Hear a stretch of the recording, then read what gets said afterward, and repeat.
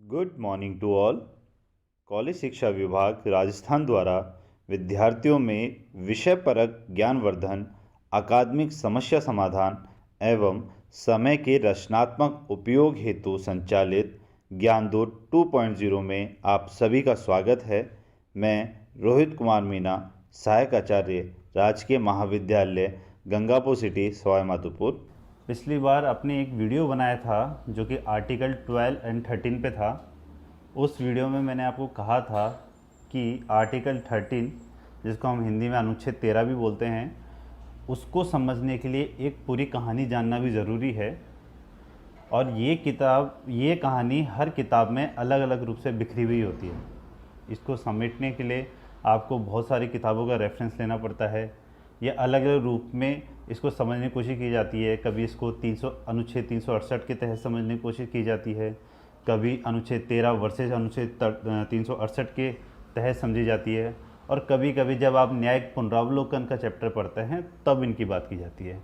और हमारे अध्ययन की एक प्रमुख कमी यह रहती है कि हम जब ये सेगमेंट पढ़ते हैं, जब न्यायिक पुनरावलोकन अलग पढ़ते हैं, अनुच्छेद 13 अलग पढ़ते हैं, अनुच्छेद 368 अलग पढ़ते हैं, तब हम इनके बारे में अलग अलग जानने की कोशिश करते हैं, जबकि ये पूरी एक कहानी के रूप में है और एक पूरी तारतम्यता लिए हुए हैं, एक दूसरे से जुड़े हुए हैं। तो इसलिए मैंने आपको उस वीडियो में प्रॉमिस किया था कि मैं इस कहानी के ऊपर आपके लिए एक वीडियो लाऊंगा। और ये कहानी जानना आपके लिए बहुत इम्पोर्टेंट है कि पहला संविधान संशोधन कब आया और उसको लेकर केशवानंद भारती तक। केशवानंद भारती का जिक्र कई बार हुआ है पिछले वीडियो में, और इन वीडियो में मैंने कहा था कि हिंदुस्तान के सबसे प्रमुख जजमेंट्स की बात की जाएगी तो उसमें टॉप 5 में हमेशा केशवानंद भारती जजमेंट रहेगा। तो इसकी पूरी कहानी जानना ज़रूरी है, क्योंकि यह संसद वर्सेस न्यायपालिका का केस था कि किस प्रकार जब दोनों अपने अपने कर्तव्यों को लेकर, या जो लिखे हुए कर्तव्य हैं संविधान में, उनको लेकर झगड़ने लग जाते हैं, तो किन की क्या शक्ति रहती है और उनके पीछे का आधार क्या रहता है। तो आइए, इस आपको जो स्लाइड्स बनाई है वो मात्र 2 स्लाइड्स में दिया है। उसका रीज़न ये है कि कहानी जानने के लिए आपको कंटेंट ज़्यादा नहीं चाहिए। आप खुद कॉपी पेन लेके बैठिए और उस कहानी को जानने में जितना आपको इम्पोर्टेंट आपको लगता है वो नोट कीजिए, और उस कहानी को यादगार रखने के लिए आपको शॉर्ट पॉइंट्स मैंने स्लाइड में दे दिए हैं, जिसमें स्टोरी ऑफ कॉन्फ्लिक्ट्स मैंने टॉपिक दिया है। तो हम शुरुआत करते हैं। केशवानंद भारती का आना है हमें, परंतु शुरुआत करते हैं हम हमारे संविधान लागू होने से लेकर। संविधान जब लागू हुआ था तो आप ये ध्यान रखिएगा कि हमारा पूरा जो स्वतंत्रता आंदोलन का इतिहास था उसमें एक समानांतर रूप से जो संघर्ष हो रहा था वो ये था कि ज़मींदारों के पास ज़मीन बहुत ज़्यादा है, या हम ऐसे कहें कि हिंदुस्तान में एक सेगमेंट के पास या एक विशेष वर्ग के पास बहुत ज़्यादा ज़मीन है, और अधिकांश जो वर्ग है उनके पास भूमि या संपत्ति बहुत कम है। और इसी प्रकार से देश के एक बड़े हिस्से के पास शिक्षा की व्यवस्था बहुत अच्छी तरीके से है, क्योंकि वो संपन्न परिवार से हैं, परंतु एक बड़ा वर्ग है जिसको कि शिक्षा के अधिकार से बहुत लंबे समय तक वंचित रखा गया था। उसका कारण पीछे जाति व्यवस्था कह सकते हैं, वर्ग विभाजन कह सकते हैं, कोई भी कारण हो सकता है, परंतु एक बड़े हिस्से को शिक्षा से दूर भी रखा गया था। ठीक है, तो संघर्ष यहीं से पैदा होता है। जैसे ही हिंदुस्तान आज़ाद हुआ और हिंदुस्तान की जो आवाम है उन्होंने अपने अधिकार किनको दिए, संविधान सभा को, कि हाँ आप हमारे लिए एक संविधान का निर्माण करें और उस संविधान के आधार पर एक सरकार बनेगी उनके नियमों के पालन करते हुए, तो उस आधार पर आप शासन चलाएंगे जो संविधान में लिखा हुआ है। परंतु यहाँ पे संघर्ष क्या पैदा हो गया कि संविधान में दो ऐसे भाग हैं। एक भाग 3 जिसके बारे में हमने पिछले वीडियो में बात की थी, मूल अधिकार, जो भाग 3 में है, जो व्यक्तियों को मिले हैं सरकार के विरुद्ध। मतलब व्यक्तियों को इस हिंदुस्तान में रहने के कुछ अधिकार हैं, कुछ व्यक्तियों को हैं और कुछ नागरिकों को हैं। वो डिफ्रेंशिएट अपन ने किया था उसमें। और भाग जो 4 है उसमें है राज्य के नीति निर्देशक के तत्व। राज्य नीति निर्देशक के तत्व, उसमें बात करते हैं कि राज्य जब शासन करेगा तो उनको किस किस मूल्यों को ध्यान रखना है, या राज्य के लिए कौन कौन से निर्देश है कि जब वह शासन करे या कोई भी कानून बनाए या कोई भी नीति का निर्माण करे तो वो किन किन चीज़ों का पालन करे, इसके बारे में भाग 4 में। अब संघर्ष कहाँ आ जाता है कि मान लो राज्य कोई काम करता है, परंतु वो किसी पर्टिकुलर व्यक्ति के विरुद्ध जाता है ना, तो वहाँ पे कॉन्फ्लिक्ट आ जाता है कि यहाँ पे राज्य सर्वोपरि है, यहाँ पे पब्लिक सर्वोपरि है। अब पब्लिक में भी ये होता है कि राज्य, अगर मान लो किसी ने, राज्य ने कोई कानून बनाया, वो विशेष एक पब्लिक के लिए नुकसानदेह है, परंतु पब्लिक की एक पर्टिकुलर पार्ट के लिए वो लाभदायक है, तो उस मैटर को लेकर भी विभाजन उत्पन्न हो जाता है कि किस पब्लिक को प्रायोरिटी दी जाए या किस वर्ग को प्रायोरिटी दी जाए। तो यहीं से पूरा संघर्ष प्रारंभ हुआ था, और ये संघर्ष मूलतः दो मुद्दों को लेकर आया है, भूमि सुधार और शैक्षणिक सुधार। क्योंकि हमारे स्वतंत्रता आंदोलन के आंदोलनकर्ताओं की एक प्रमुख मांगों में से ये दोनों थी कि जैसे ही देश आज़ाद होगा तो भूमि का पुनर्वितरण हो, और जिनके पास, जमींदारों के पास जिनके पास अधिक संपत्ति है, उनसे लेकर, और वो मतलब आय की असमानता दूर की जाए। देश में जो आय की असमानता है या विभाजन है, या कहें कि एक वर्ग बहुत आगे जा चुका है, बाकी वर्ग बहुत पीछे रह गए हैं, ये जो डिस्क्रिमिनेट हो चुका है, इसको कम किया जाए। तो यहीं से शुरुआत होती है संघर्ष की, संविधान के बाद। और यही उलझन आ जाती है देश के राजनेताओं की, या ये कहें कि उस समय के प्रधानमंत्री थे जवाहरलाल नेहरू, उनके समक्ष, कि प्रायोरिटी किसको दी जाए। जैसा कि मैं आपको एग्जाम्पल बताता हूँ, भूमि सुधार को लेकर सबसे प्रमुख जो बात हुई, क्या हुई कि देखो, अगर सरकार कहती है कि हम नीति निर्देशक तत्वों का पालन करते हुए हम कोई भी प्रावधान लाते हैं, जैसे कि नीति निर्देशक तत्वों में है 39, अनुच्छेद 39, उसमें अनुच्छेद 39 में कई पार्ट हैं, जिसमें बी और सी जो है, अनुच्छेद 39 बी और अनुच्छेद 39 सी, ये दोनों आय की असमानता को दूर करने के लिए कहते हैं राज्य को। अब मान लो राज्य आय की असमानता दूर करने के लिए कोई भी विशेष कानून लाता है, तो उसमें क्या होगा, जो जमींदार वर्ग है, जिसकी संपत्ति जाने वाली है, वो सीधे कोर्ट के पास चले जाता है कि आप तो मेरे संपत्ति के अधिकार का हनन कर रहे हैं, क्योंकि आपने भाग 3 में अनुच्छेद 19(1)(f) या हम कहें 19(1)(f) या, है ना, और अनुच्छेद 31, इन दोनों में आपने तो हमें संपत्ति का अधिकार दे दिया, और दूसरी तरफ आप कह रहे हैं कि नहीं, आप ऐसे कानून लाएंगे जो हमारी संपत्ति भी छीन सके। तो आप किसको प्राथमिक मानते हैं? आप मूल अधिकार को प्राथमिक मानते हैं या राज्य के नीति निर्देशक तत्व को प्राथमिक मानते हैं? क्योंकि सरकार ये सारे काम किसके लिए कर रही थी? वो कर रही थी जो भूमिहीन हैं, जो किसान हैं, या जो एक विशेष भूमि पर बहुत सालों से काम कर रहे हैं परंतु वो उसके मालिक नहीं थे, मतलब गरीब वर्ग। अगर हम सिंपल सी लैंग्वेज में कहें, गरीब वर्ग के लिए सरकार ये सारे प्रावधान लाने की कोशिश कर रही थी, परंतु यहाँ पे ज़मींदारों का और पूंजीपतियों की जो संपत्ति वो जारी थी, तो वो पहुँच गए कोर्ट के पास कि भाई आप तो संविधान में हमें संपत्ति का अधिकार दे रहे हैं, तो फिर इसको छीन कैसे सकते हैं? तो यहाँ पे ये कॉन्फ्लिक्ट उत्पन्न हुआ कि क्या प्राथमिक है, अनुच्छेद 19(1)(f), आर्टिकल 31 या आर्टिकल,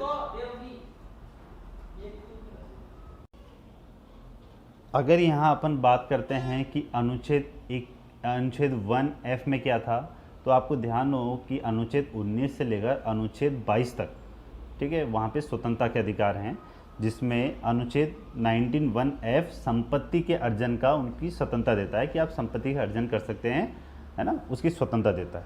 और अनुच्छेद 31 क्या है? वो पूरा संपत्ति के अधिकार के बारे में बात है। आपको मैंने पहले वीडियो में बता दिया था कि ये दोनों पहले मौलिक अधिकार थे, भाग 3 में थे, जिसको कि बाद में 44वें संविधान संशोधन के द्वारा हटा दिया गया था, और बाद में अनुच्छेद 300 कै में इसको स्थापित कर दिया गया था। ठीक है, अब यहाँ पे आप ये चीज़ ध्यान रखना, अपन बात कर रहे हैं 1952, ठीक है, और ये अनुच्छेद 44 है जिसके द्वारा इसको हटाया गया है, वो हुआ बहुत लेट 1978 के अराउंड, है ना। तो ये बात की बात है, और अपन बात करें 1952, तब तक ये मौलिक अधिकार ही था। तो लैंड रिफॉर्म के लेकर, ये भूमि सुधार को लेकर जो मुख्य मुद्दा क्या आया कि संपत्ति का अधिकार महत्वपूर्ण है या अनुच्छेद 39 बी या सी, जिसमें आय की असमानता को दूर करने के सरकार के प्रयास महत्वपूर्ण है। ऐसे ही कोई विवाद आता है शैक्षणिक मामले में। सरकार क्या कर चाहती है कि मैं जो राज्य में रहने वाले जो पिछड़े वर्ग के लोग हैं, अनुसूचित जाति के लोग हैं, जनजाति के लोग हैं, उनके लिए हम कुछ विशेष व्यवस्था करें, और वो विशेष व्यवस्था किस रूप में? आरक्षण के रूप में, है ना। परंतु जो संपन्न लोग हैं या जो आरक्षण के विरोधी हैं एक वर्ग, वो जाता है कि बोले कि आप तो समानता का अधिकार की बात करने वाले हो, तो अगर आप आरक्षण के प्रावधान कर दोगे तो ये तो समानता का अधिकार का उल्लंघन है। उनका ये दावा था, तो वो कोर्ट में चले जाते हैं, फिर संघर्ष हो जाता है। क्यों? क्योंकि सरकार प्रयास किसके तहत कर रही थी? राज्य के नीति निर्देशक तत्वों के तहत। राज्य के नीति निर्देशक तत्वों में अनुच्छेद 46 सरकार को कहता है कि आप जो पिछड़े वर्ग है, वंचित वर्ग हैं, अनुसूचित जाति जनजाति हैं, उनकी सामाजिक शैक्षणिक उन्नति के लिए आप प्रयास करो। उसके तहत सरकार आरक्षण की व्यवस्था करने वाली थी, परंतु ये लोग विरोध कर रहे हैं। एक विशेष वर्ग विरोध करता है कि नहीं, आप तो हमारे समानता के अधिकार आर्टिकल 14 और 15 का उल्लंघन करते हैं। तो फिर कॉन्फ्लिक्ट आ गया कि अनुच्छेद के भाग 3 में जो प्रावधान है वो महत्वपूर्ण है या भाग 4 के प्रावधान महत्वपूर्ण है। ठीक है, तो ये विवाद बहुत टाइम से चल रहा था। तो यहाँ से मैटर आता है, एक केस आता है चंपकम दोराई राजन मामला। चंपकम दोराई राजन मामला आता है, मद्रास प्रांत से था और ये मैटर था आरक्षण को लेकर ही। ठीक है, उसमें कोर्ट में जो संपन्न लोग होते हैं, जो आरक्षण के खिलाफ होते हैं, वो जाके केस जीत के आ जाते हैं। ठीक है, वो केस जीत के आ जाते हैं तो फिर केंद्र सरकार पर दबाव पड़ने लगता है कि अरे भाई, आपने जो स्वतंत्रता आंदोलन चलाया था उसमें हम लोगों को कहा था कि देश आज़ाद हो जाएगा तो देश में असमानताएं दूर की जाएगी, पिछड़े लोगों के लिए विशेष व्यवस्था की जाएगी। यहाँ तो कोर्ट में जाके संपन्न जो लोग हैं, जमींदार लोग हैं या जो आरक्षण के खिलाफ लोग हैं, वो अपने मनचाहे डिसीजन लेके आ रहे हैं। फिर आपको क्या मतलब है? दबाव आता है, क्योंकि देखो केंद्र पे डायरेक्ट दबाव नहीं आता, दबाव आता है राज्य के मुख्यमंत्रियों पर, फिर राज्य के मुख्यमंत्री को दबाव आता है केंद्र पर। तो नेहरू जी पर भी दबाव आया राज्य के मुख्यमंत्री के द्वारा, तो नेहरू जी ने कदम उठाया। क्या कदम उठाया? इसका समाधान क्या है कि केंद्र सरकार संविधान संशोधन लिया है।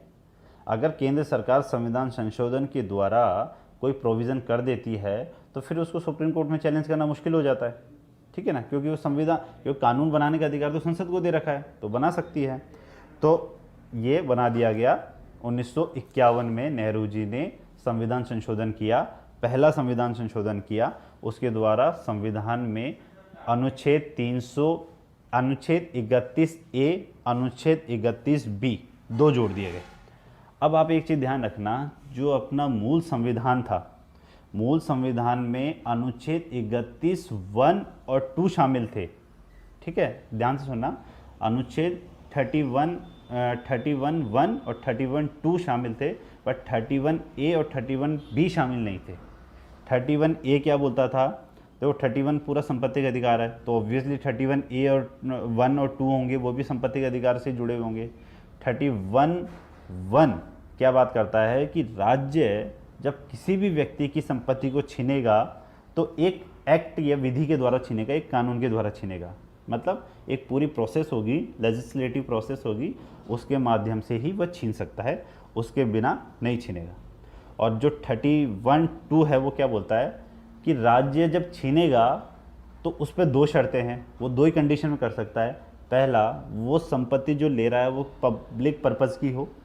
ठीक है, और दूसरा, जिस एक्ट के तहत ज़मीन ले रहा है ना, उस एक्ट में कंपनसेशन के प्रावधान भी लिख देने हैं, क्षतिपूर्ति के सारे प्रावधान भी लिख देने हैं। ये मूल संविधान की बात थी। अब नेहरू जी ने जो लैंड रिफॉर्म का जो इशू आ रहा था और शिक्षा को लेकर इशू आ रहा था, उसको टैकल करने के लिए क्या किया था? फर्स्ट कॉन्स्टिट्यूशन अमेंडमेंट, और उसके द्वारा क्या शामिल किया गया? 31A और 31B। ठीक है, उसके अलावा एक तीसरी चीज़ भी उन्होंने पहले संविधान संशोधन के द्वारा जोड़ी थी, वो थी आर्टिकल 15(4). अपन आर्टिकल 15 के बारे में पढ़ चुके हैं, उसमें 4th क्लोज पढ़ा था, तब भी मैंने आपको एक लाइन बोली थी वहाँ पे कि ये आर्टिकल 15(4) फर्स्ट कॉन्स्टिट्यूशन अमेंडमेंट के द्वारा लाया गया है, पहले संविधान संशोधन के द्वारा लाया गया है। और उसका मुख्य उद्देश्य क्या था? जो चंपकम दोराई राजन मामला था, जो कि मद्रास प्रांत में हुआ था, उसके फैसले को खारिज करने के लिए, एक तरीके से सेटल करने के उस मैटर को। अब हुआ क्या? 31A और 31B ये दोनों लाए गए थे, जो लैंड रिफॉर्म वाला मैटर उलझा हुआ था उसको लेकर, और 15(4) जो लाया गया था वो एजुकेशनल रिफॉर्म या शिक्षा सुधार से लेकर जो झगड़ा चल रहा था उससे लेकर। तो एक कहने का मतलब है कि पहले संविधान संशोधन से ही दोनों मुद्दों को एक साथ टैकल करने की कोशिश की गई केंद्र सरकार के द्वारा, दबाव आने के बाद, या कहें कि सुप्रीम कोर्ट की जजमेंट आने के बाद। 31A में क्या कहता है कि अगर भूमि सुधार के लिए कोई भी कानून पारित होता है, यदि भूमि सुधार के लिए कोई भी कानून पारित होता है तो उस पर अनुच्छेद 31 की कोई भी मर्यादाएं लागू नहीं होती। मतलब सरकार अगर भूमि सुधार के लिए कोई कानून लाती है तो आप आर्टिकल 31 के तहत कोर्ट में नहीं जा सकते कि आप मेरे संपत्ति के अधिकार को उल्लंघन कर रहे हैं या आप मेरे समानता के अधिकार का उल्लंघन कर रहे हैं, किसी भी अधिकार का, ठीक है ना। ये स्वतंत्रता के अधिकार में क्योंकि दो जगह है, एक तो स्वतंत्रता के अधिकार में है संपत्ति के अर्जन का अधिकार और एक अलग से संपत्ति का अधिकार है, तो दोनों के लिए आप कोर्ट में नहीं जा सकते यदि सरकार भूमि सुधार को लेकर कोई भी कानून लाती है। तो इसका मतलब सरकार को फ्री हैंड हो गया। अगर आप आय की असमानता को दूर करने के लिए कोई भी भूमि सुधार का कानून लेते हैं, चाहे वो जमींदारी उन्मूलन का हो या लैंड की सीलिंग वाला हो, कुछ भी हो, तो कोई भी व्यक्ति सुप्रीम कोर्ट नहीं जा सकता, और अगर जाएगा तो वहाँ पे सुप्रीम कोर्ट उसको रिलीफ नहीं देगा। ठीक है, ये कर दिया। और 31B जो किया था, जो केंद्र था उसने सोचा ये तो बार बार के झगड़े आएंगे, बार बार केस आएंगे, तो उन्होंने एक नई अनुसूची का निर्माण कर दिया 9th का। मूल संविधान में 8 अनुसूचियाँ थी, उन्होंने 9th शेड्यूल का निर्माण कर दिया फर्स्ट कॉन्स्टिट्यूशन अमेंडमेंट से, और कह दिया कि इसका जुडिशियल रिव्यू नहीं हो सकता, मतलब इसमें न्यायपालिका हस्तक्षेप नहीं करेगी, इसको नहीं देखेगी, इसमें हम जो जो प्रावधान डाल देंगे उनको न्यायपालिका नहीं देखेगी। तो सरकार ने जितने भूमि सुधार के जो सुधार के काम किए वो सारे 9 शेड्यूल में डाल दिए ताकि सुप्रीम कोर्ट उस पर व्यू नहीं करे, रिव्यू नहीं करे। और तीसरा क्या था, 15(4), जो कि मैंने आपको बता दिया, वो चमकम दोराई राजन के मामले को सेटल करने का था। अब ये तीनों प्रावधान क्या हो गए, जो संपन्न लोग हैं, जमींदार लोग हैं, उनके खिलाफ हो गए। अब वो हाथ पे हाथ धर के तो बैठ नहीं सकते, अब वो कुछ ना कुछ बीच का रास्ता निकालेंगे। तो उन्होंने सवाल करना स्टार्ट कर दिया 9 शेड्यूल के ऊपर। पहली बात 2 चीज़ों पे उठाए, एक तो 9 शेड्यूल के ऊपर और एक आर्टिकल 13 के ऊपर।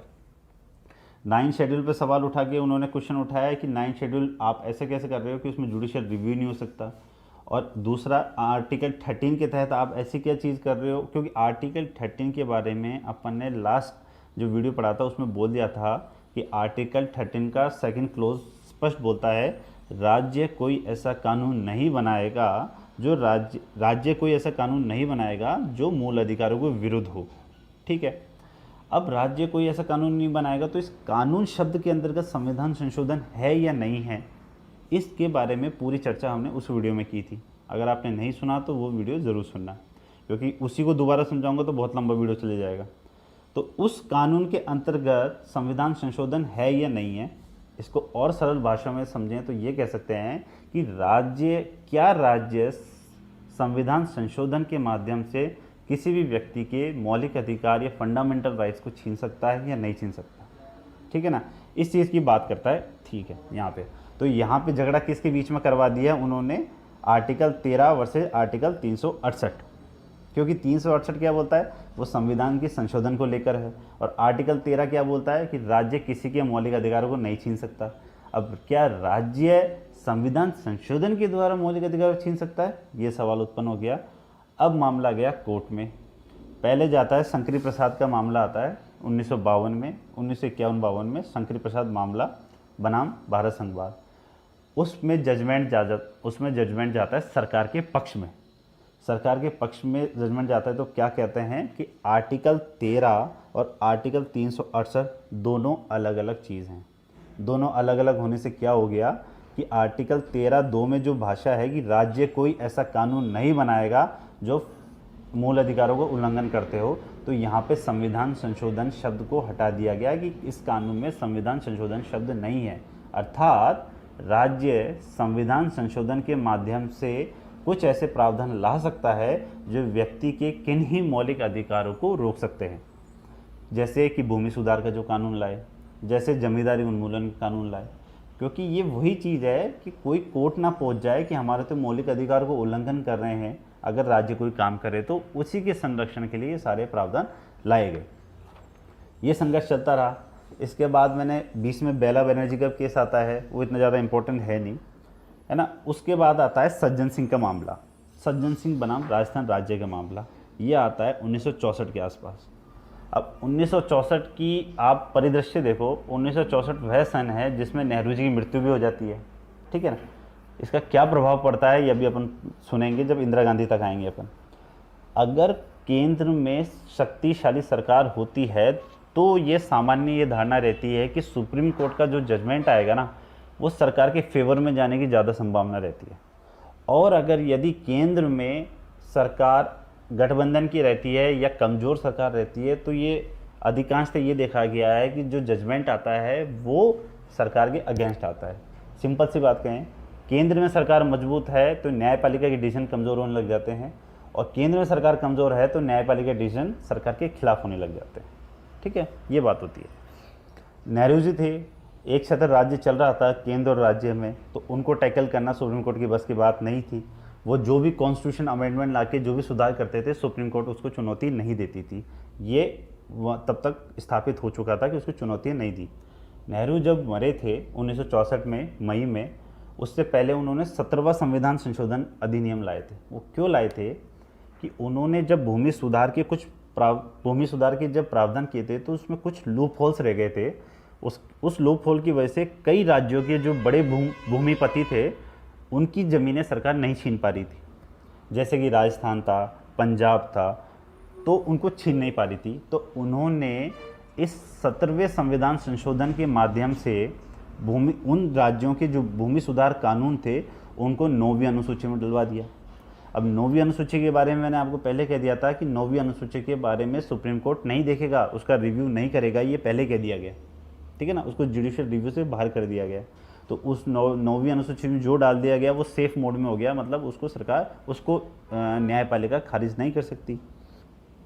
तो ये संविधान ये कर दिया। फिर ये इसके खिलाफ गए। सज्जन सिंह एक व्यक्ति थे जो राजस्थान के निवासी थे, वो जाते हैं कोर्ट में, केस बनता है सज्जन सिंह बनाम राजस्थान राज्यवाद। ठीक है, 1965 की बात है ये। तो फिर सरकार के फेवर में डिसीजन आता है। क्यों आता है? क्योंकि उस समय भी केंद्र में शक्तिशाली सरकारें थी। ठीक है, फिर सरकार के फेवर में डिसीजन आता है, दोबारा सुप्रीम कोर्ट कह देता है अनुच्छेद 13 और अनुच्छेद 368 दोनों अलग अलग चीज़ है।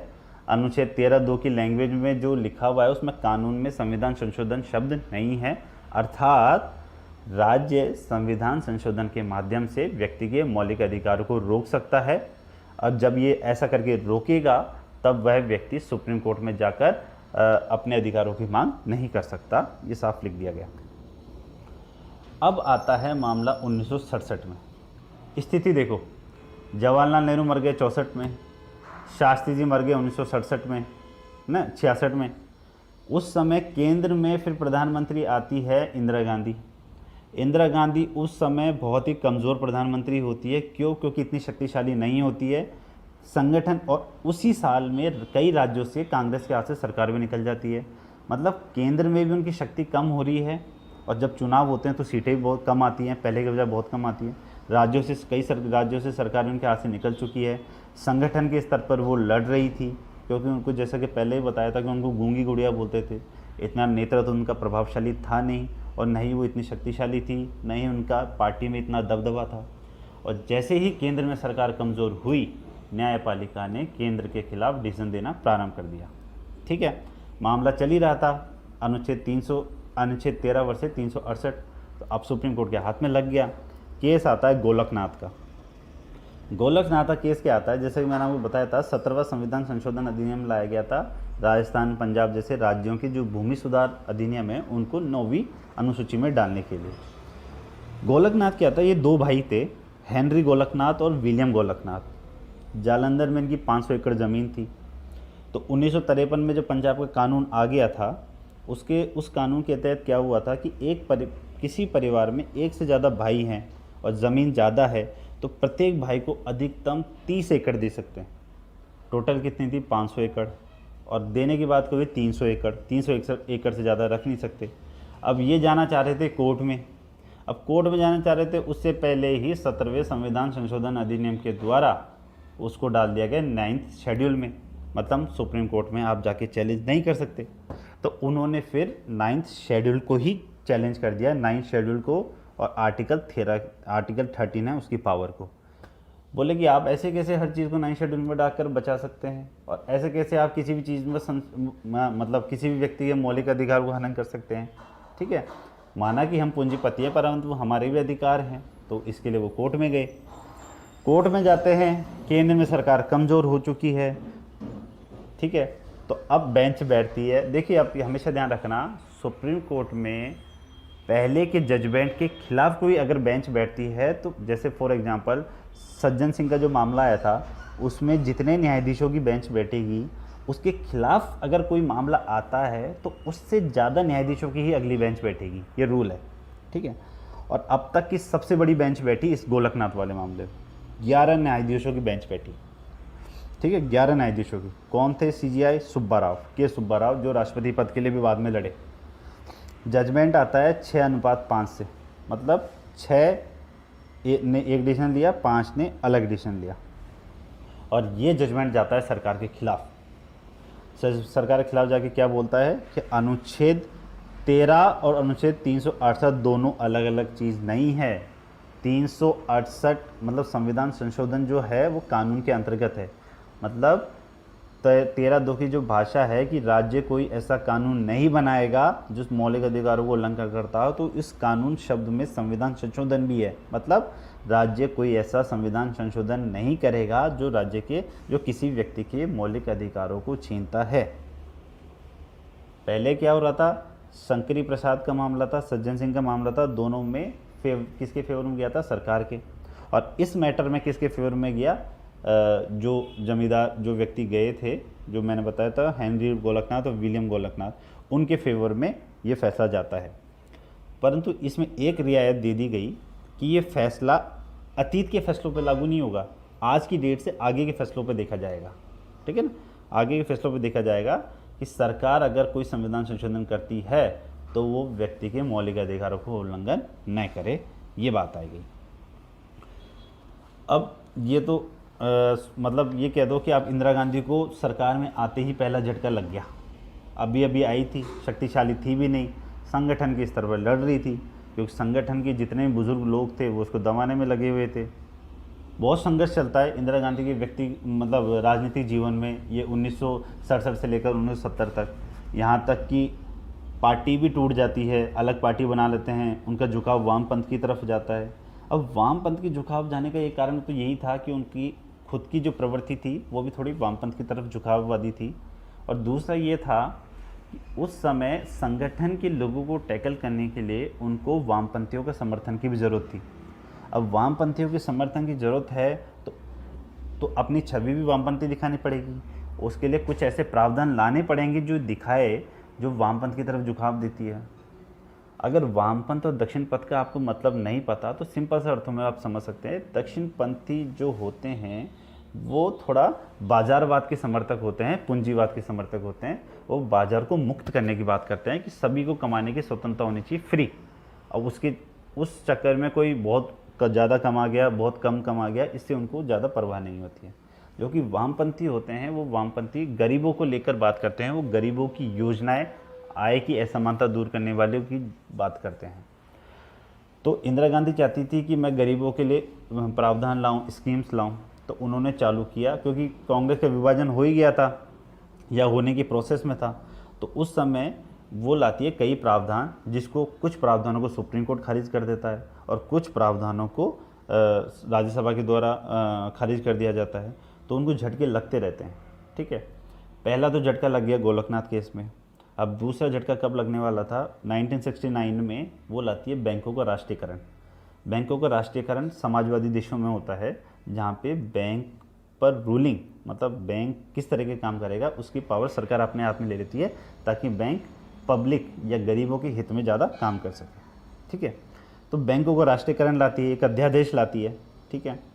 इसके खिलाफ चले जाते हैं RC कूपर, एक व्यक्ति होते हैं जो कि संपन्न व्यक्ति होते हैं, समृद्ध व्यक्ति होते हैं। वो सेंट्रल बैंक ऑफ इंडिया और बैंक ऑफ बड़ौदा में इनकी हिस्सेदारी होती थी, ठीक है ना। अब बैंकों का मामला था, इनकी हिस्सेदारी भी थी, समृद्ध भी थे। चले गए सुप्रीम कोर्ट कि भाई ये गवर्नमेंट क्या कर रही है, हमारे अधिकारों का उल्लंघन कर रही है, ठीक है। सुनवाई होती है, जजमेंट आता है। जजमेंट में 10-1 से जजमेंट, मतलब 10 का 1 और 1 का विरोध में। इस जो जजमेंट आता है, इसमें इंदिरा गांधी ने जो अध्यादेश लाई थी, उसके बाद जो एक्ट के रूप में लाई थी, उसको खारिज कर दिया जाता है। मतलब दूसरी बार सुप्रीम कोर्ट के द्वारा इंदिरा गांधी को चोट दी गई। गोलकनाथ पहली चोट, दूसरा बैंकों के राष्ट्रीयकरण का जो अध्यादेश और एक्ट था उसको खारिज कर दिया गया। इसमें एक न्यायाधीश था जो कि सरकार के फेवर में डिसीजन देता है, 10 न्यायाधीश थे जो सरकार के विरोध में डिसीजन देते हैं। जो एक व्यक्ति है ना, उसका नाम याद रखिए आप, A.N. रे। इसको मैं बताऊंगा इसका नाम याद रखने की ज़रूरत है, याद रखिएगा, इसका कई बार जिक्र होगा। A.N. रे, ये R.C. कूपर वाद था, बहुत फेमस वाद था। अब देखिए, आप राजनीति विज्ञान के विद्यार्थी हैं, अगर आप R.C. कूपर वाद को अलग से पढ़ते हैं तो रटते हैं तो उसमें आप टिक लगाएंगे कि बैंकों के राष्ट्रीयकरण से जुड़ा हुआ मामला था, परंतु उसको आप एक कहानी के रूप में याद रखते हैं, ये पूरे प्रावधान कि प्रीव्यू पर से क्या जुड़ा हुआ है, बैंकों के राष्ट्रीयकरण से क्या जुड़ा है, तो आपको एग्जैक्टली चीज़ें याद रहने वाली हैं। ठीक है, अब आता है 1970। 2 झटके लग चुके हैं इंदिरा गांधी को, गोलकनाथ, दूसरा लग चुका है बैंकों का राष्ट्रीयकरण, तीसरा झटका लगने जा रहा था। इंदिरा गांधी एक तो योजना फेल हो गई गरीबों के लिए करने की, जो थी बैंकों का राष्ट्रीयकरण। अब कहती है प्रीव्यू पर्स। प्रीव्यू पर्स क्या होते हैं, जब देशी रियासतों का जब हिंदुस्तान में विलय हुआ था, हमारी देशी रियासतें थी सारे, कौन सी रियासत बड़ी थी कौन सी छोटी थी, पर बहुत सारी देशी रियासतें थी, सरदार पटेल ने जिनका एकीकरण करवाया था। तो हमारे 2 बार समझौते हुए, एक बार तो हुआ 1947 में जब देश आज़ाद हुआ, जिन देशी रियासतों ने मिलना तय किया उनके साथ समझौते हुए, और एक हुआ 1949 में जब संविधान में उनको मर्ज किया जा रहा था, ये उनको मर्ज होने के लिए था, तब उनके लिए कुछ प्रावधान संविधान के तहत करने थे, तो उसके तहत कुछ प्रावधान किए गए, जिसमें एक प्रावधान था preview purse. Preview purse simple सा कहा जाए कि उनको पैसे दिए जाते थे, बहुत बड़ी रकम होती थी अगर सारी रियासतों को मिलकर गए तो, कि आप हमारे हिंदुस्तान में शामिल हो जाओ, उसके बदले में हम प्रतिवर्ष आपको इतना कुछ देंगे, ऐसा करके वो था। प्रीव्यू पर्स दिया गया, उपाधि सम्मान दिए गए, ये वगैरह वगैरह चीज़ें शामिल की गई। इंदिरा गांधी कहती थी देश आज़ाद हो चुका है तो इन चीज़ों की क्या आवश्यकता है, ये विभाजन पैदा करती है मानसिक रूप से भी और आर्थिक रूप से भी, तो इनको छोड़ दिया जाए। वो लाती है प्रीव्यू पर्स के खिलाफ एक्ट। प्रीव्यू पर्स के प्रावधान कई सारे अनुच्छेद में थे, उसको याद रखना इतना इम्पोर्टेंट है नहीं। जैसे एक अनुच्छेद है, अनुच्छेद 291 था, एक था अनुच्छेद 362, एक अनुच्छेद था 366, इनको इतना डिटेल में याद करने की ज़रूरत नहीं है। ठीक है, इंदिरा गांधी लाती है अधिनियम। भारत के इतिहास में पहली बार ऐसा होता है, उस समय, अभी तो कई बार हो चुका है, कि संविधान संशोधन बिल लाया जाता है और उसको राज्यसभा खारिज कर देती है। कहना है मतलब यह है कि राज्यसभा में वो बिल पिट जाता है, वहाँ पे खारिज हो जाता है और इंदिरा गांधी को झटका लगता है। झटका यहीं तक नहीं था, होता क्या है, इंदिरा गांधी क्या करती है, यहाँ तो झटका लग गया, प्रीव्यू पर्स ख़त्म कर दिया, परंतु उसका तकनीकी समाधान निकालती है वो राष्ट्रपति के माध्यम से एक निकालती है अध्यादेश, ठीक है ना, उसके द्वारा वो अनुच्छेद 366 जो था ना, उसकी परिभाषा को ही चेंज कर देती है, और ताकि ये जो प्रीव्यू पर्स वाला मैटर है ना, इसको बहुत डाइल्यूट किया जा सके। ठीक है, इसके खिलाफ माधवराव सिंधिया कोर्ट में जाते हैं, ये इतना ज़्यादा इम्पोर्टेंट नहीं है, परंतु ये है कि जब वो कोर्ट में जाते हैं ना, तो वहाँ पे भी वो सरकार के खिलाफ आदेश लेके आ जाते हैं। कहने मतलब है, वहाँ पे भी सुप्रीम कोर्ट सरकार की ना सुनकर जो जमींदार या कहें कि राजा वगैरह होते हैं जिनको प्रीव्यू पर्स मिलता था, मुख्यतः राजा ही थे, उनके फेवर में डिसीजन दे देती है। तो इंदिरा गांधी को लगता है तीसरा झटका। पहला झटका गोलकनाथ, दूसरा झटका बैंकों का राष्ट्रीयकरण पर जो लाते हैं वो खारिज होता है, तीसरा झटका प्रीव्यू पर्स। गोलकनाथ का झटका किसने दिया? गोलकनाथ का झटका दिया सुप्रीम कोर्ट ने। बैंकों का राष्ट्रीयकरण का झटका दिया है सुप्रीम कोर्ट ने, और प्रीव्यू पर्स का पहला झटका दिया राज्यसभा ने, और उसके साथ झटका दिया सुप्रीम कोर्ट ने भी। ठीक है, अब ये समय आ गया 1970, यहाँ तक कांग्रेस का विभाजन हो गया था और इंदिरा गांधी अपने आप को एक शक्तिशाली राजनेता के रूप में दिखाना चाहती थी, या कह सकें एक शक्तिशाली नेता के रूप में उनका उभार होना प्रारंभ हो चुका था, क्योंकि वो कई क्षेत्रों में चुनौतियां जीत चुकी थी। संगठन के क्षेत्र पर वो जीत चुकी थी, वामपंथी समर्थन में आ चुके थे, और उसी समय आप ये ध्यान रखिएगा कि यूएसएसआर से संधि हो चुकी थी, बांग्लादेश को आज़ादी वाला मुद्दा हो रहा था, और साथ ही मार्च 1971 में, एक साल पहले ही उन्होंने चुनाव की घोषणा करवा दी राष्ट्रपति से सिफारिश कर दी कि आप चुनाव करवाइए। एक साल पहले ही मैं लोगों के बीच में जाऊंगी, और लोगों के बीच में उन्होंने क्या दिखाया, अपने आप को गरीबों के हितैषी के रूप में बताया और कहा कि मैं चाहती हूँ कि जमींदारों और राजाओं का पैसा आपको दूं, मैं चाहती हूँ आपके लोगों के बीच की असमानताओं को दूर करूँ, परंतु सुप्रीम कोर्ट और विरोधी पार्टियां इसमें बीच में आ रहे हैं, तो आप मेरे को इतना बहुमत दीजिए ताकि मैं आप लोगों के हित में काम कर सकूं। पूरा गरीब हितैषी इमेज बनाती हैं, और पब्लिक उनकी सुनती है और इंदिरा गांधी को पुनः एक इतना बड़ा बहुमत देते हैं, 352 सीट मिलती है। और जो इंदिरा गांधी के विरोध में जो कांग्रेस खड़ी हुई थी, कांग्रेस का ही जो विभाजन हो गया था विरोध में, उसमें उनमें उनको नाम मात्र की सीटें मिलती हैं। ठीक है, कई राज्य भी इलेक्शन लड़ते हैं, इसमें अधिकांश सब हार जाते हैं। अब इंदिरा गांधी भारत की हिंदुस्तान की जो क्या बोलते हैं हिंदुस्तान की जो शासन है उसका एक छत्र राज्य स्थापित हो जाता है इंदिरा गांधी का सीटों के आधार पर। अब वो एक एक को ठिकाने लगाने स्टार्ट करती है। उनको जहाँ जहाँ झटके मिले थे, गोलकनाथ के मामले में, बैंकों के राष्ट्रीयकरण के मामले में, प्रीवी पर्स के मामले में, वो एक को ठिकाने लगाने स्टार्ट करती है कि अब आओ, अब मैं देखती हूँ। क्या करती है? 24वां संविधान संशोधन लाती है। किसके खिलाफ? गोलकनाथ केस के खिलाफ। क्या कहती है? संविधान संशोधन के द्वारा 2 अनुच्छेद लाती है। अनुच्छेद 13 में एक क्लॉज जोड़ देती है 4, अनुच्छेद 13 4, और अनुच्छेद 368 में एक क्लॉज जोड़ देती है 3, अनुच्छेद 368 3। ठीक है, और दोनों में एक ही चीज़ जोड़ देती है कि दोनों का एक दूसरे से संबंध नहीं है। क्योंकि अभी तक मैटर क्या चल रहा था, शंकरी प्रसाद, सज्जन सिंह, गोलकनाथ, सब में मैटर ये चल रहा था कि अनुच्छेद 13 और 368 एक हैं, ये अलग अलग हैं। जब बात करते हैं कि दोनों एक हैं तो मतलब सरकार के खिलाफ डिसीजन आ रहा है, और कहें कि दोनों अलग अलग हैं तो मतलब सरकार के फेवर में आ रहा है। क्योंकि जैसे हम दोनों को अलग अलग की बात करते हैं तो मतलब सरकार संविधान संशोधन कर सकती है, और जब दोनों को एक की बात आती है तो मतलब सरकार संविधान संशोधन नहीं कर सकती मूल अधिकारों को लेकर। तो उसने गोलकनाथ के केस को खारिज करने के लिए संविधान संशोधन ले आई और कह दिया कि अनुच्छेद 13 और अनुच्छेद 368 दोनों अलग अलग चीज़ें। अब ठिकाने लगाना है बैंकों का राष्ट्रीयकरण मामला, क्योंकि वो सुप्रीम कोर्ट ने खारिज कर दिया था, तो उसके खिलाफ ले आती है एक अनुच्छेद, संविधान संशोधन के द्वारा जोड़ देती है एक नया अनुच्छेद, अनुच्छेद 31C। साफ कह देती है कि यदि कोई सरकार, कोई राज्य ऐसा कानून बनाता है जो अनुच्छेद 39B और C के पक्ष में हो। 39B और C कौन है? आय की असमानताओं को दूर करने के लिए प्रावधान है उसमें। मतलब यदि कोई सरकार अनुच्छेद बी और C के पक्ष में कोई भी कानून बनाती है तो उसको लेकर आप कोर्ट नहीं जा सकते। और कोर्ट किन को लेकर नहीं जा सकते? आप ये नहीं कह सकते कि यहाँ पे तो समानता के अधिकार का उल्लंघन हुआ है, स्वतंत्रता के अधिकार का उल्लंघन हुआ है, संपत्ति के अधिकार का उल्लंघन हुआ है। नहीं जा सकते, नहीं जा सकते, बिल्कुल नहीं जा सकते। ये साफ लिख दिया अनुच्छेद 31C में। अगर इसके एग्जैक्ट लैंग्वेज बोले तो यदि कोई कानून बनाया जाता है जो अनुच्छेद B व C के पक्ष में हो तो आर्टिकल 14, 19 और 31 के बेस पर आप उसको चैलेंज नहीं कर सकते। सिंपल सी बात ये कहें कि बैंकों का राष्ट्रीयकरण के मामले में क्या हुआ था, जो समृद्ध व्यक्ति था RC कूपर, वो चले गया था कोर्ट और उन्होंने इन्हीं आर्टिकलों को लेकर कि मेरे तो आर्टिकल 14, 19 और 31 का उल्लंघन किया है सरकार ने, है ना, तो उसी के कारण सुप्रीम कोर्ट ने बैंकों का राष्ट्रीयकरण का वाला जो अध्यादेश है या कानून है वो खारिज किया था।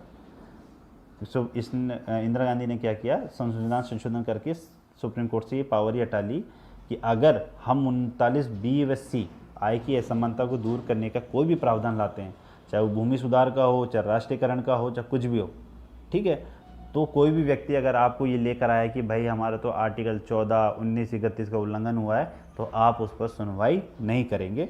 साफ लिख दिया। ठीक है, अब ठिकाने किसको लगाना है? प्रीवी पर्स को। प्रीवी पर्स में क्या किया, जो प्रीवी पर्स के जो प्रावधान थे उसमें जहाँ कंपनसेशन वर्ड था उसको हटवा दिया और अमाउंट रख दिया। और अमाउंट डिसाइड करने का सरकार के पास होता है, सरकार उसको अपने हिसाब से वो कर सकती है। मतलब उसकी इतना डाइल्यूट कर दिया, प्रीवी पर्स का कोई मतलब ही नहीं रह गया।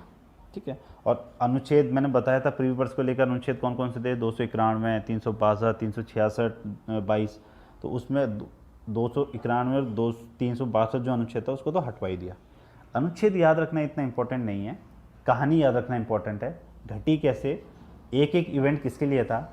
24वां संविधान संशोधन जाता है गोलकनाथ के केस को हटाने के लिए, 25वां संविधान संशोधन जाता है बैंकों के राष्ट्रीयकरण केस को हटाने के लिए। अब और ये प्रीवी पर्स के केस को हटाने के लिए या प्रीवी पर्स के मामले को दोबारा स्थापित करने के लिए जाता है 26वां संविधान संशोधन। तो कहने मतलब ये है, सरकार को ये पूरी व्याख्या क्या चल रही है, सरकार कुछ लाती है नीति निजी तत्वों के पालन के लिए, उसके खिलाफ कुछ संपन्न व्यक्ति चल जाते हैं कोर्ट में जाके वो कोर्ट में सरकार के खिलाफ आदेश ले आते हैं। अब सरकार क्या कहती है कि कोर्ट के आदेश को खारिज करने के लिए वो संविधान संशोधन ला रही, 24 वाली आई, 25 वाली आई, 26 वाली आई। अब आते हैं अपन केशवानंद भारती में कि वो इससे जुड़ा हुआ है, क्योंकि इसी क्रम में सरकार लाती है 29वां संविधान संशोधन अधिनियम। 29वां संविधान संशोधन अधिनियम क्या था? वो बात करता था केरल का जो भूमि सुधार एक्ट हुआ था उसको लेकर। केरल में भूमि सुधार एक्ट के द्वारा राज्य ने अपने पास पावर ले ली थी, कोई भी ट्रस्ट या उसकी संपत्ति है उसको लेकर, और सरकार ने क्या किया, 29वें संविधान संशोधन के द्वारा उसको डलवा दिया 9th शेड्यूल में, केंद्र सरकार ने। अब आप जानते हो 9th शेड्यूल में जैसे ही मामला जाता है तो सुप्रीम कोर्ट की पावर हट जाती है। तो एक शंकराचार्य थे, देखो शंकराचार्य वो होते हैं जो कि आध्यात्मिक व्यक्ति हैं, जो मुख्य पद माना जाता है, उस पर बैठे हुए थे। जो केशवानंद भारती है जिनके नाम से ये केस बना, वो शंकराचार्य थे उस समय केरल में शंकराचार्य थे, स्वामी केशवानंद भारती। अब इनका मठ था वहाँ पे, उस मठ की संपत्ति थी, और उस संपत्ति से बहुत सारे उद्यम चलते थे वहाँ पे, बहुत सारा काम होता था उस मठ से। अब केरल की सरकार ने भूमि सुधार एक्ट लाई, और उसके तहत उन्होंने प्रावधान कर दिया कि जो मठ की संपत्ति है ना, उसका पूरा मैनेजमेंट, उसका पूरा प्रबंधन का अधिकार मठ से लेकर सरकार के हाथ में डाल दिया। ठीक है।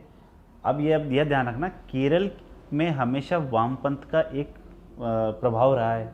अब वामपंथी सरकार भी थी और ये प्रावधान ले भी आई, और ऊपर से जो केंद्र सरकार है ना, इस समय तक तो वामपंथी सरकार का कोई मतलब नहीं रह गया था, पर वामपंथ का प्रभाव हमेशा वहाँ पे रहता है।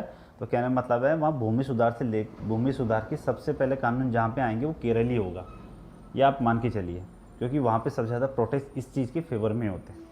अब ये तो बात की बात है, ये 70 के दशक में आ चुके हैं अपन।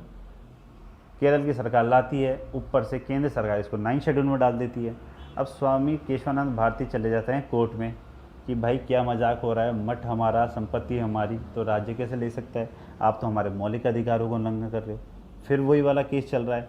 ठीक है, ये मौलिक अधिकार इम्पोर्टेंट है या राज्य के नीति निदेशक तत्व इम्पोर्टेंट है, सेम केस चल रहा है। सरकार फंस चुकी है, बार बार केस आते हैं, एक जजमेंट देती है, उसके खिलाफ केस आते हैं, फिर केस आते हैं, फिर केस आते हैं। पहले सरकार क्या, सुप्रीम कोर्ट थक चुका है, पहले शंकरी प्रसाद केस आ गया, फिर जजमेंट दिया, सज्जन सिंह आ गया, फिर जजमेंट दिया, फिर गोलकनाथ आ गया, फिर बदल गया, फिर ये केशवानंद भारती आ गया। हर बार की जजमेंट कभी सरकार के फेवर में, कभी सरकार के विरुद्ध, ऐसे जा रहे हैं। अब ये आ गया कि इसका एक परमानेंट सॉल्यूशन निकाल दिया जाए, परमानेंट समाधान निकाल दिया जाए। क्या होते हैं, अब पहले की मेट्रो बन रही है, तो मैंने कहा था हमेशा पहले के डिसीजन के खिलाफ नई बेंच बनेगी तो उससे ज़्यादा न्यायाधीशों की बनेगी। पिछली बार गोलकनाथ के मामले में कितनी बनी थी, 11 जजों की, तो यहाँ पे बनती है 13 जजों की बेंच। और ताज्जुब की बात है, उस समय सुप्रीम कोर्ट में 13 ही जज थे। ठीक है, 709 करीब पेजों का फैसला आता है, और फैसला आता है 7-6 के फैसले से। मतलब इतना ज़्यादा एक तरफा फैसला नहीं था वो, 7-6 के फैसले से आता है, केवल एक व्यक्ति के फैसले से चेंज हो गया। और एक व्यक्ति भी कौन होगा, सुप्रीम जो CJI होगा, chief justice of India, Bharat का मुख्य न्यायाधीश, क्योंकि दोनों के बराबर होने के पर अंतिम फैसला उसी का रहता है। ये जजमेंट आता है 24 अप्रैल 1973। ये तारीख हमेशा याद रखना, बहुत इंपॉर्टेंट है, क्योंकि केशवानंद भारती का जजमेंट जिस तारीख को याद आया वो ऐतिहासिक तारीख है, 24 अप्रैल 1973। इस दिन केशवानंद भारती का जजमेंट आता है, और इस जजमेंट में क्या करता है, कोर्ट सोचता है कि अब ये बहुत हो चुका है, ये मामला अनुच्छेद 13 वर्सेज अनुच्छेद 367 सरकार वर्सेज न्यायपालिका, ये मैटर बहुत हो चुका है, इसका समाधान निकाल। तो कोर्ट निकालता है बीच का रास्ता, क्योंकि केस क्या था कि सरकार संविधान संशोधन कर सकती है या नहीं कर सकती है। सिंपल सर अगर लैंग्वेज में बोला जाए कि सरकार संविधान संशोधन के माध्यम से व्यक्ति के मौलिक अधिकार को ले सकती है या नहीं ले सकती, सिंपल सी बात। तो इसमें सुप्रीम कोर्ट का जजमेंट आता है कि सरकार या राज्य संशोधन कर सकता है, संशोधन की शक्ति है संसद के पास। मतलब ये थोड़ा पार्ट गया सरकार के फेवर में, और ये भी कह दिया गया कि सरकार या राज्य केवल संविधान ही नहीं, संविधान की प्रस्तावना तक का भी संशोधन कर सकता है, जो प्रियम्बल है उसका भी संशोधन कर सकता है। लेकिन संविधान के संशोधन की शक्ति संविधान के बनाने की शक्ति के बराबर नहीं है। कहने का मतलब है सरकार या राज्य संविधान संशोधन कर सकता है, परंतु जो संविधान की हमारी मूल भावनाएं हैं या उनके जो मूल तत्व हैं, या उनका क्या है कि जो हमारा पूरा संविधान के आधार है, जो संविधान को हमारा रिप्रेजेंट करता है, ऐसी शब्दावलियों को या ऐसी भावनाओं को संशोधित नहीं कर सकता।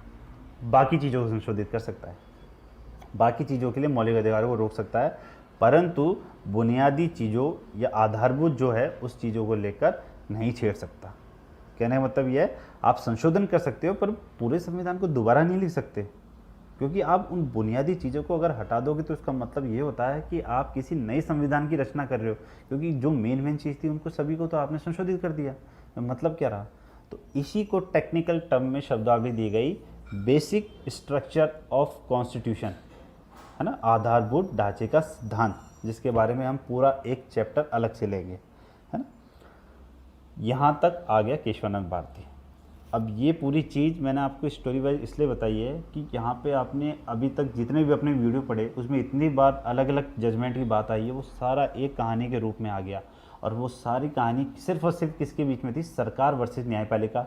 और सरकार वर्सेस न्यायपालिका हो क्यों रहा था? भूमि सुधार और शैक्षणिक सुधार को लेकर। और शैक्षणिक सुधार और भूमि सुधार को लेकर किन किन के बीच में हो रहा था? मौलिक अधिकार या मूल अधिकार वर्सेस राज्य के नीति निर्देशक तत्व। अगर सरकार राज्य नीति निर्देशक तत्व के तहत कोई भी शिक्षा की व्यवस्था करती है, आरक्षण की व्यवस्था करती है, या आय की असमानताओं को दूर करने के लिए कोई प्रयास करती है, तो एक विशेष वर्ग के लोग, जमींदार लोग या संपन्न शिक्षित व्यक्ति लोग कोर्ट में चले जाते हैं कि आप तो समानता के अधिकार का उल्लंघन कर रहे हैं, आप तो स्वतंत्रता के अधिकार का उल्लंघन कर रहे हैं। तो ये पूरा प्रावधान ये था कि इम्पोर्टेंट क्या है? मौलिक अधिकार इम्पोर्टेंट है या राज्य की नीति निर्देशक तत्व इम्पोर्टेंट है? ठीक है। और उसमें भी राज्य क्या क्या कर सकता है और व्यक्ति किन किन चीज़ों के लिए कोर्ट में जा सकता है, इसके पूरी बात थी। ये स्टोरी वाइज मुझे यहाँ तक बताना था। इसके आगे चर्चा अपन किसी अन्य वीडियो में करेंगे। लास्ट में एक चीज़ मैंने आपको कहा था कि एक व्यक्ति का नाम याद रखना, A.N. रे। पहला जजमेंट आया था जिसमें 10-1 से डिसीजन आया था, कूपर वाला वाद आया था जिसमें 10-1 से जजमेंट आया था। उसमें एक व्यक्ति था जो सरकार के फेवर में था, एक व्यक्ति नहीं, एक न्यायाधीश था जो सरकार के फेवर में था, और जो 10 थे वो सरकार के विरोध में थे। जो सरकार के फेवर में था वो A.N. रे थे। और जब केशवानंद भारती का जजमेंट आता है तो 7:6 के अनुपात से आता है, और उस 6 का जो अनुपात रहता है उसमें भी जो प्रमुख व्यक्ति थे जो सरकार के फेवर में डिसीजन दिया था वो भी A.N. रे थे। मतलब इंदिरा गांधी के फेवर में डिसीजन दे रहे थे बार बार A.N. रे, और इंदिरा गांधी ने इसी का उनको इनाम दिया। और जो हमारी सुप्रीम कोर्ट की स्वस्थ परंपरा चल रही थी कि जो सीनियर मोस्ट व्यक्ति होता है उसी को ही चीफ जस्टिस अपॉइंट किया जाता है, उस परंपरा को इंदिरा गांधी ने भंग किया, है ना। और भंग करके जो जूनियर जज थे A.N. रे, उनको सुप्रीम कोर्ट का CJI बना दिया, चीफ जस्टिस ऑफ इंडिया। इसके बारे में आपातकाल में और चर्चा करेंगे कि और भी काफ़ी कुछ भंग हुआ था, कैसे इंदिरा गांधी एक कमज़ोर राजनेता से एक तानाशाही राजनेता या एक शक्तिशाली राजनेता, किसी रूप में आप बोल सकते हैं, बन गई। पूरी कहानी एक रूप में पढ़ेंगे। तब तक के लिए बहुत बहुत धन्यवाद।